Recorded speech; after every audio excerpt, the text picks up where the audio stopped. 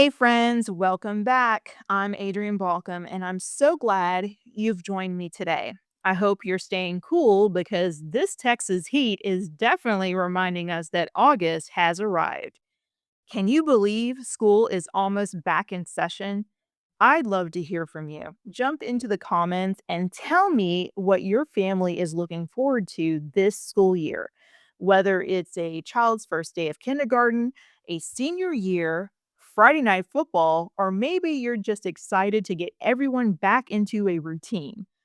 I want to hear about it. And if this is your first time listening, welcome to the Adrienne Balcom Show. Here we break down local government, community issues, and the stories shaping Rockwall County in a way that's easy to understand without you having to sit through 4 to 5 hours of public meetings. Now, if you've ever wondered who actually watches all those meetings, well, you're looking at her. I've been doing it for years. Countless hours of meetings, agendas, presentations, and public records so I can help bring you the highlights that matter most. Here's what's coming up on today's episode. We'll break down the Commissioner's Court's debate over spending up to $20,000 to begin evaluating a future county park, a major vote involving the proposed outer loop, a change to the county's transportation consulting team, updates on Cuban Road, and even a discussion about reserved parking at the downtown Rockwall Courthouse. And before we wrap up today, stick around because there's a wildlife alert you won't want to miss. A mother bobcat and her two cubs have apparently decided they found the perfect neighborhood to call home here in Rockwall County. I'll tell you where they were spotted and what nearby residents should know. So grab your favorite drink, settle in, and let's jump into this week's local headlines. Before we get into Commissioner's Court, I wanted to share a quick community update from Fate. After our recent conversation with Autumn Lebinsky about growth, governance, and public trust, it's encouraging to see that another opportunity for residents to engage directly with their elected officials. Fate City Council member Alan Robbins has announced he'll be hosting a town hall meeting on Wednesday, August 12th at 7 p.m. at the Fate Community Center. The discussion will focus on the city's proposed budget and tax rate, and Councilmember Robbins says he looks forward to answering your questions. Whether you agree or disagree with the decisions being made at City Hall, I always encourage residents to show up, ask thoughtful questions, and stay informed. Local government works best when people participate. So if you live in Fate, consider attending the meeting and joining the conversation. Big Texas update. Before we head back to Rockwall County, there's one statewide story I want to mention. Former state senator and businessman Don Huffines was officially sworn in on August 1st as Texas new Comptroller of Public Accounts after being appointed by Governor Greg Abbott.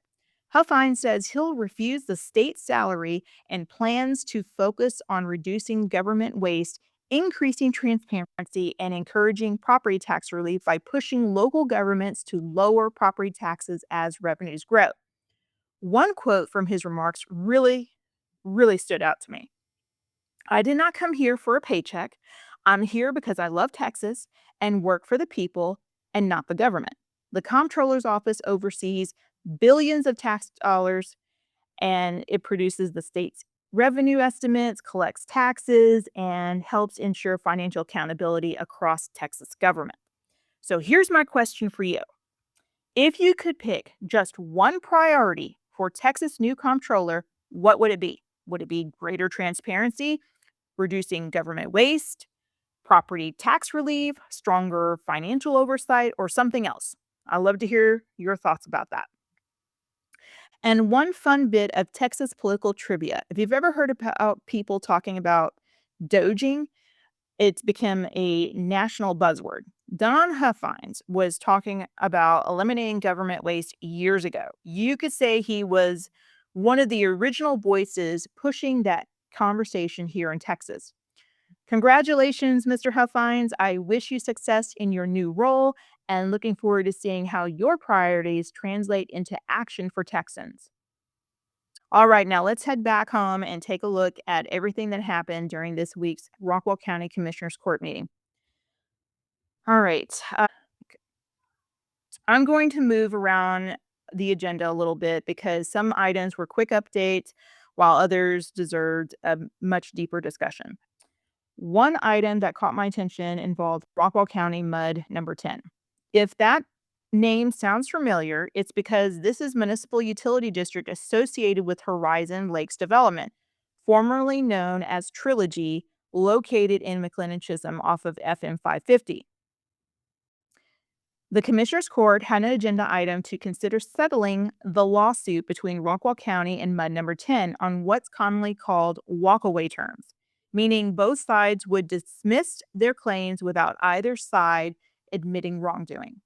However, Judge Frank New announced they were tabling the item, so no vote was taken. We'll keep an eye on this because as soon as there's a final outcome, I'll be sure to bring you an update. The court also met in executive session to discuss the separate D.R. Horton litigation involving municipal utility districts. When they returned, Judge New announced no action was taken.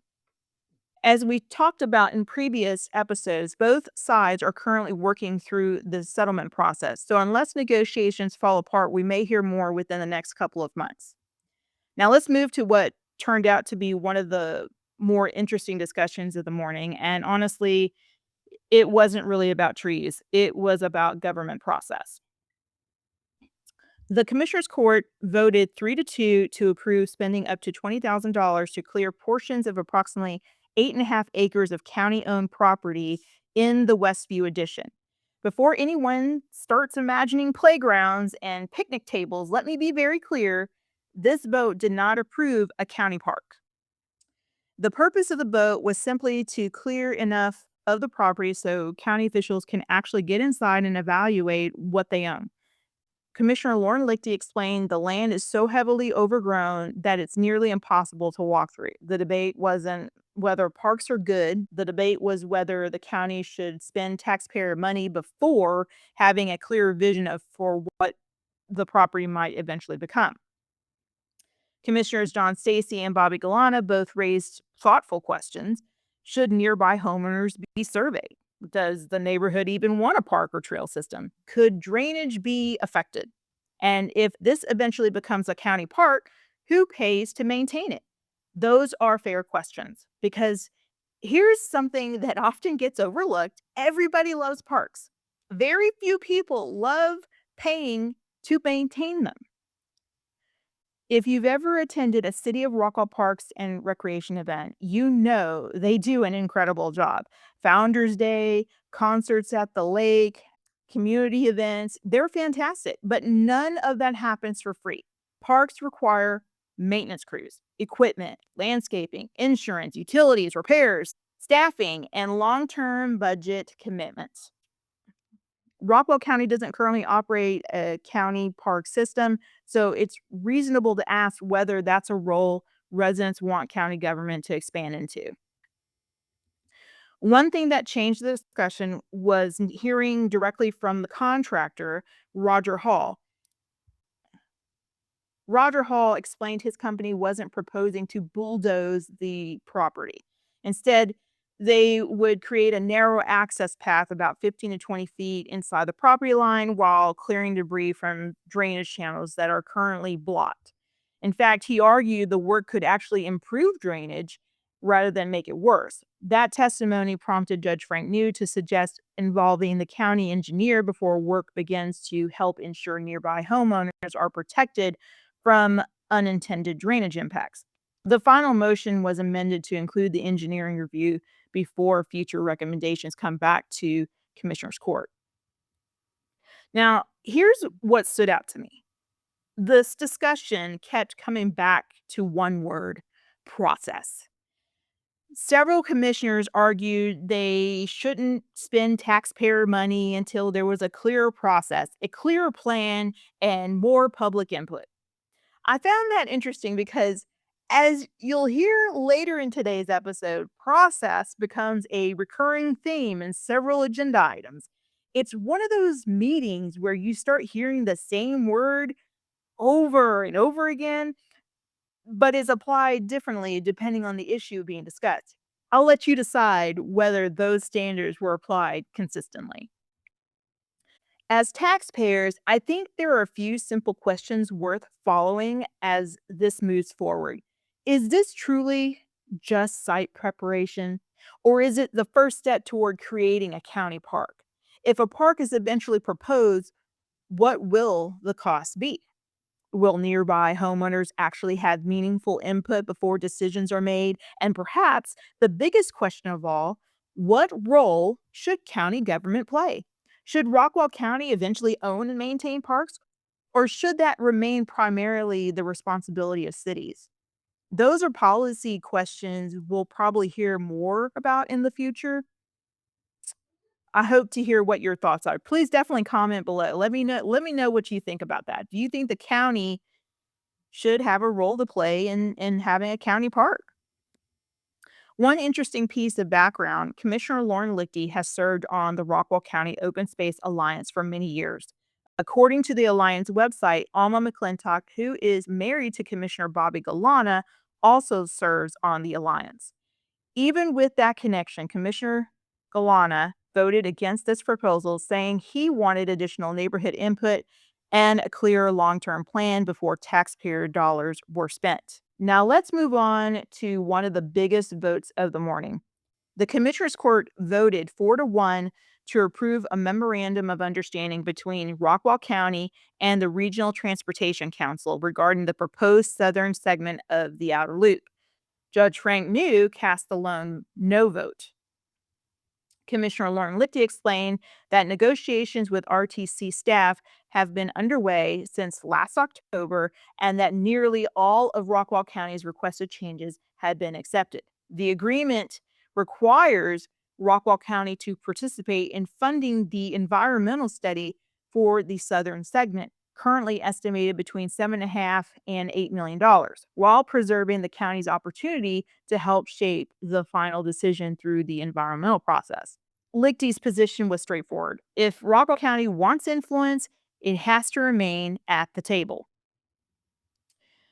Now, I like to add a little context because I covered this story extensively last October after watching the Road Consortium meeting featuring Michael Morris, Director of Transportation for the North Central Texas Council of Governments, NETCOG. That presentation completely changed how I understood the project. Before the meeting, much of the public discussion centered around one question: can we just move the route? Michael Morris explained that the answer wasn't nearly that simple. He walked everyone through what he described as the 5 planning tools available during a major transportation project. Moving the route, what he called a void, was only one of them. He also discussed minimizing impacts, mitigating impacts, enhancing communities, and building partnerships with cities to guide future development. His point was that Rockwall County had been focusing almost entirely on one tool while leaving the others largely unused. One of the most important takeaways from the presentation involved the environmental study. Morris explained that many of the commitments residents wanted, things like sound walls, design modifications, landscaping, access improvements, and other mitigation measures, become part of the environmental process. In other words, if you want to influence the project, you have to participate in that process, and that creates these opportunities or those opportunities. This is where my opinion differs from some of the messaging residents heard during last year's campaign or even in the primary time in 2026. For months, the conversation focused on the idea that there was another route, another solution, another way forward. But after listening to Michael Morris's presentation and then watching the commissioners' court meeting, it seems clear to me that the conversation has shifted. The discussion is no longer centered on finding an entirely different corridor. It's centered on how Rockwall County can achieve the best possible outcome within a regional transportation process that's been in place for years. To me, that's a significant change.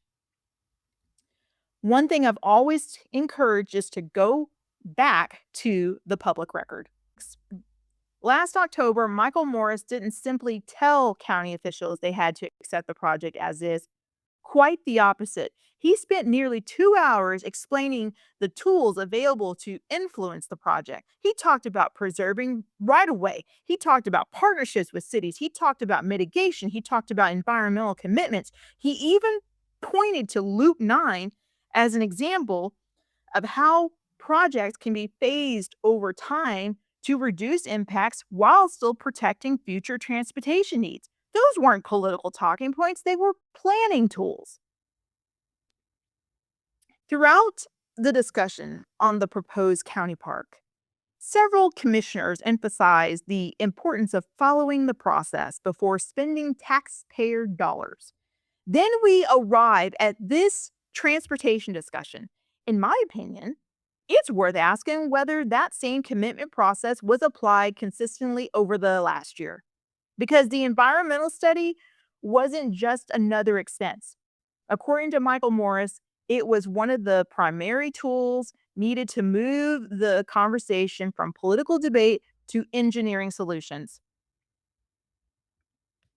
And keep the word process in the back of your mind, because just a few agenda items later, the Commissioner's Court will once again talk about the proper process or following the proper process. Only this time, it involved an RFP, and I couldn't help but notice the contrast. All right, let's talk about an actual road project for a minute. This one wasn't controversial. There wasn't a long debate, but I wanted to include it because this is part of what we expect our county commissioners as our road commissioners to be doing. The Commissioners Court voted unanimously 5-0 to move forward with repairs to two sections of Cuban Road totaling approximately 920 feet. If you're not familiar with Cuban Road, it's down it's down in the southern portion of Rockwall County in Precinct 3 near the FM 550 area. County engineer Erica Bridges explained that these sections of Cuban Road have experienced subgrade failures, which have resulted in significant cracking of the concrete roadway. Because this is a concrete road rather than asphalt, the county believes bringing in an outside contractor will be the quickest way to get those repairs completed. And here's something I want you to pay attention to. The court didn't select a contractor that morning. They approved a request for proposals, an RFP. The county auditor, who, by the way, I think was on vacation, she wasn't there at this meeting, was authorized to publicly advertise the project contractors will have an opportunity to respond to, and then the county can move through the competitive procurement process. There's that word again, process. And in this case, this is exactly the kind of process I want to see. Identify the road problem, determine the work that's needed, put it out for competitive proposals, then bring the appropriate contract back through the public process. Now, let's keep this in perspective. We're talking about 920 feet of roadway. This isn't going to solve Rockwall County's larger transportation challenges, but I'm also going to give credit where credit is due. This is the Commissioner's Court functioning in its role as road commissioners and following through on a road that needs attention. Small project, yeah, yes. Still important to the people who drive Cuban Road every day, absolutely. The motion was made, seconded, and passed unanimously, 5-0, no fireworks, just fix the road. And sometimes that's exactly what you want to hear from Commissioner's Court. All right, let's switch gears for a minute and talk about something a little bit more relatable. Parking. Yes, parking. Believe it or not, the commissioners court actually spent time discussing whether commissioners and county officials should have reserved parking spaces at the downtown Rockwall courthouse. Now, before social media runs away with this one, let me clear something up. Nothing was approved. No parking spaces were reserved. No signs are going up. No special parking privileges were created. The court simply discussed the issue and asked staff to gather pricing information before bringing the item back for a future meeting. Commissioner Bobby Galan, who placed the item on the agenda, explained that commissioners are frequently in and out of meetings during the day. When they return to the courthouse, they sometimes can't find a place to park. His idea was to look at reserving a few spaces along the side of the courthouse rather than taking the front parking spaces that are typically used by visitors. Judge Frank New and Commissioner John Stacy agreed that parking has become more challenging as downtown Rockwall continues to grow. And honestly, if you tried to grab lunch downtown lately, or attended a courthouse meeting, or gone to one of those local events, you've probably noticed the same thing. Parking isn't exactly getting easier. But here's why I thought this discussion was interesting. It highlights one of those balancing acts that local government constantly faces. On one hand, county officials need reliable access to the courthouse so they can conduct county business. On the other hand, the courthouse sits right in the heart of downtown Rockwall. That that means county employees, restaurant customers, business owners, attorneys, visitors, and residents are all competing for the very same parking spaces. For now, the commissioner's court simply asked staff to come back with additional information before making any decisions. We'll see what that proposal looks like if and when it returns to the agenda. So, no need to worry. Nobody's putting up reserved for commissioner signs just yet. All right. This next agenda item was, without question, the most controversial discussion of the entire meeting.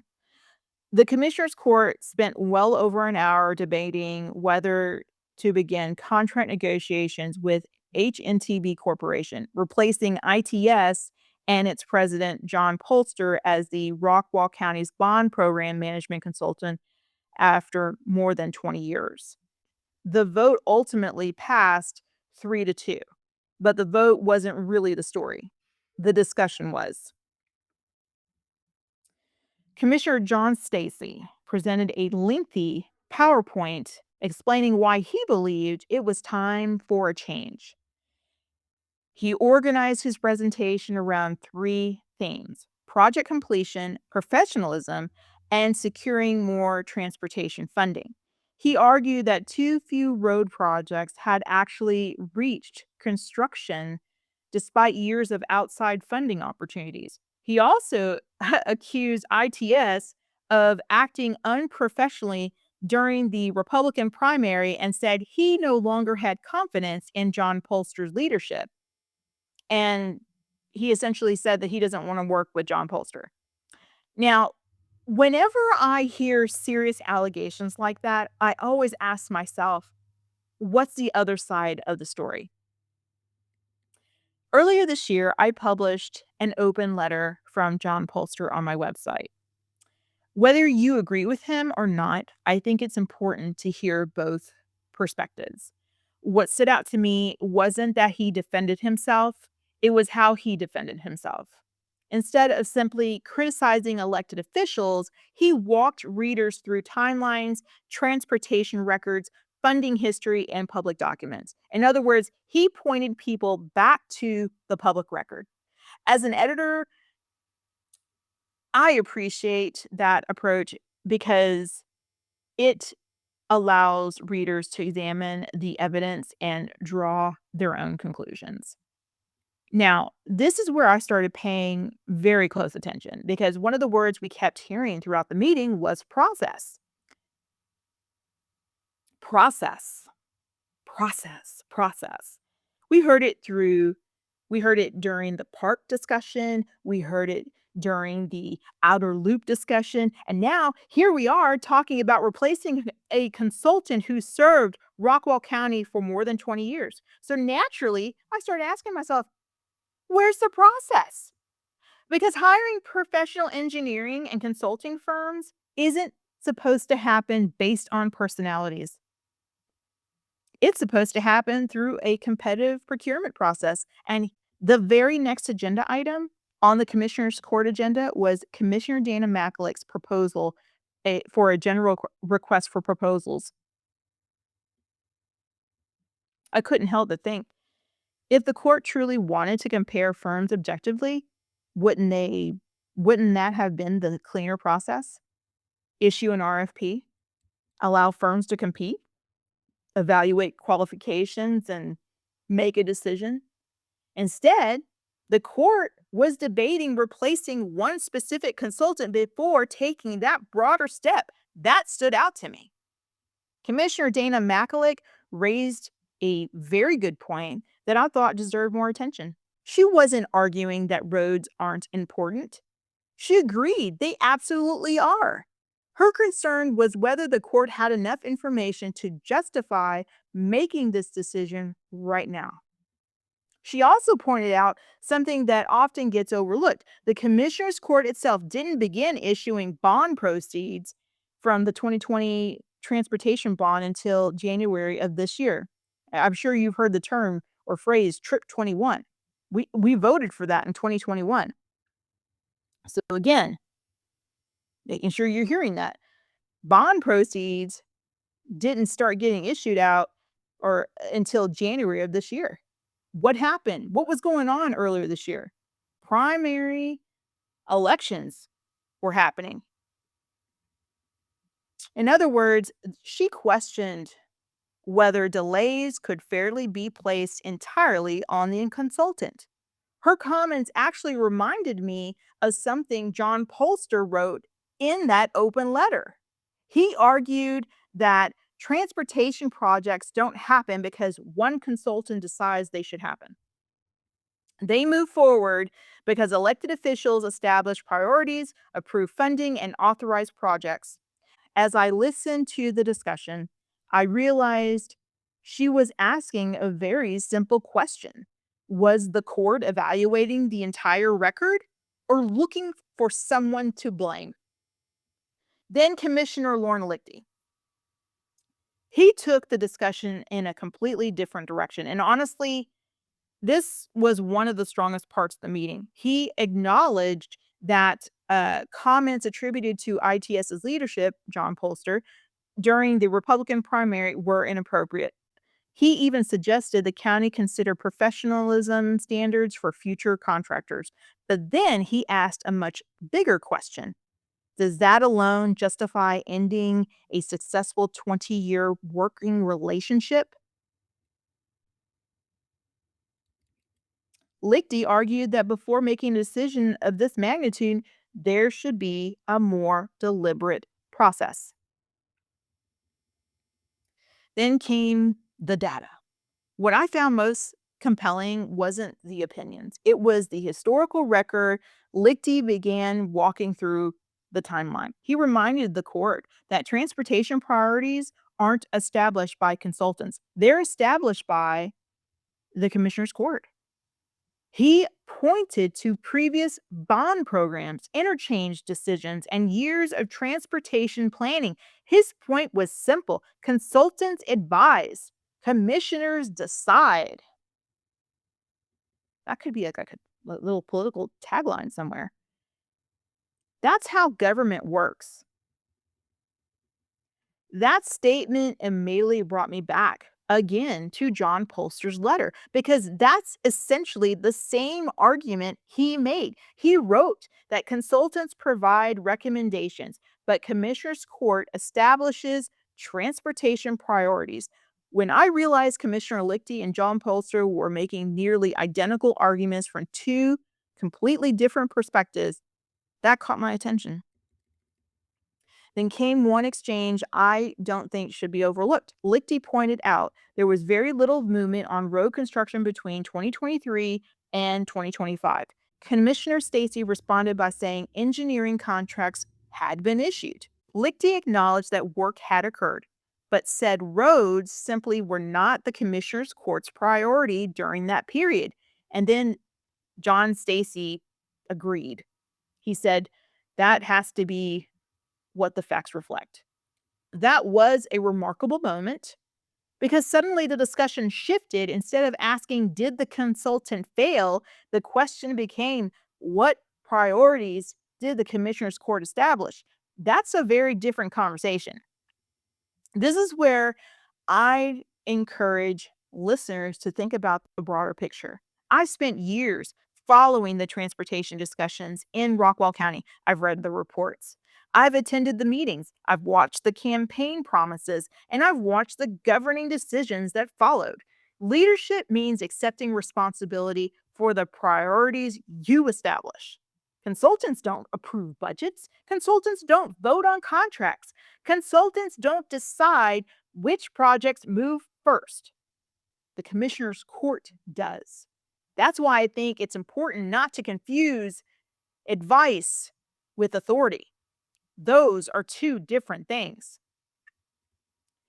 There's another reason I say that. The public record shows that before becoming county judge, Frank New publicly advocated for removing several Heath area road projects from the transportation priority list. So when I hear today's discussion framed as though the consultant alone is responsible for years of transportation delays, I think it's fair to compare that narrative with the historical record. Government decisions don't happen in a vacuum. They're the result of priorities established by elected officials over time.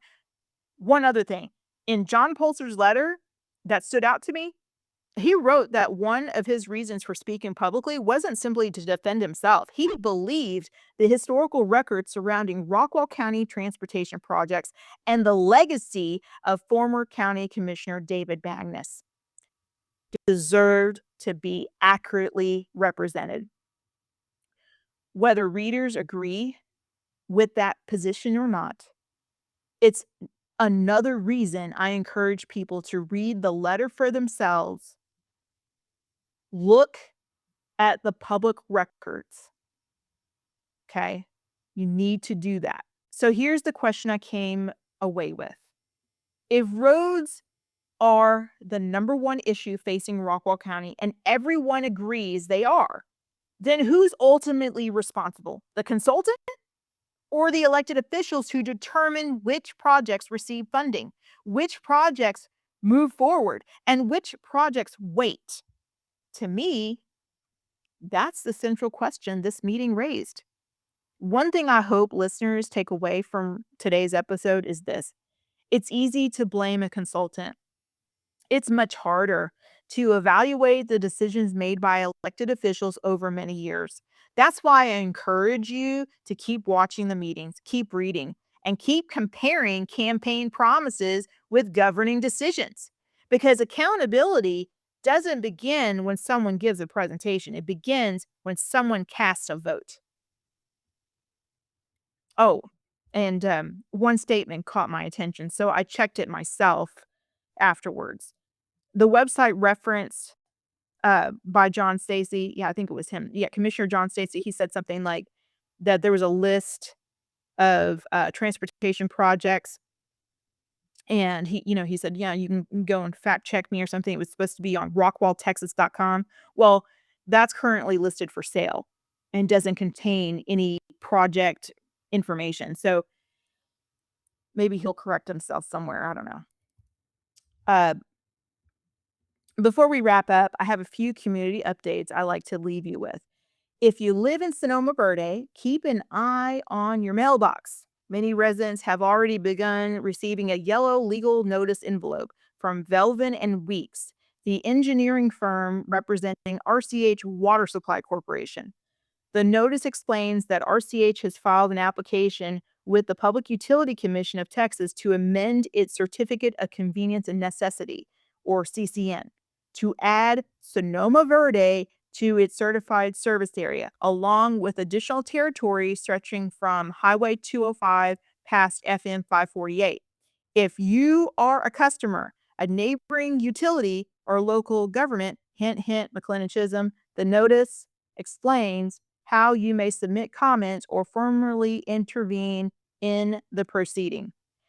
Be sure to read the notice carefully because there are filing deadlines. Generally speaking, those deadlines are 30 days from the mailing or publication of the notice, whichever occurs later. Now, that brings me to my next episode. We're finally diving into the Water Chronicles. If you've been wondering why your water bill looks the way that does, who actually owns your water system, or how state investigations fit into the bigger picture, that's exactly what we'll be unpacking. Before that episode drops, I'd encourage you to read the 3 investigative articles that lay the foundation for this series. They're titled A Side-by-Side Look at Local Water Rates. There's a slideshow in there. I have about 11 entities in there, so you can look at them side by side. And then my next article is Who Owns Your Water? Looking Beyond the Tap. And then following the questions behind your water bill is the third article. They're all available on my website, and they'll give you a great head start before we begin connecting all the dots together. And while you're there, take a quick look at my trusted local page. It's one simple page featuring businesses I personally enjoyed visiting or working with. If you've discovered a local business that deserves a little extra recognition, tag me on social media. One of my favorite parts of what I do is celebrating the people and businesses that make Rockwall County such a special place to live. A big thank you to Rockwall County News First for sharing an alert from one of their readers. A mother bobcat and her 2 cubs have reportedly been spotted in the Lake Ray Hubbard Estates neighborhood near Becky Lane and Ridge Road. According to neighbors, the bobcats have been hanging around the area for several days and have even made a home beneath one resident's back deck. Wildlife officials reportedly advise residents that unless the animals become aggressive, there isn't much that can be done beyond giving them space and making noise to encourage them to move along. Apparently, the bobcats weren't too impressed with the pots and pans strategy. So if you live in that area, keep a close eye on your pets, stay aware of your surroundings, and maybe let the bobcat family enjoy their evening stroll from a respectful distance. And finally, thank you. Thank you for spending part of your day with me, whether you've been listening since episode 1 or today was your first episode. I truly appreciate you being here. One thing I hope the podcast reminds all of us is that local government isn't something that happens somewhere else. It shapes the roads we drive on, the neighborhoods we live in, the taxes we pay, the water we drink, and the future we're building together. Staying informed isn't about looking for something to criticize. It's about understanding how decisions are made, asking thoughtful questions, and encouraging our elected officials to do the very best work on behalf of the communities they serve. If you enjoyed today's episode, I'd be grateful if you'll follow the podcast, share it with a friend, and leave a review. Every share helps more people discover what's happening right here in Rockwall County. Until next time, stay curious, stay engaged, and never underestimate the difference one informed resident can make. I'm Adrienne Balcom, and thanks for listening to The Adrienne Balcom Show.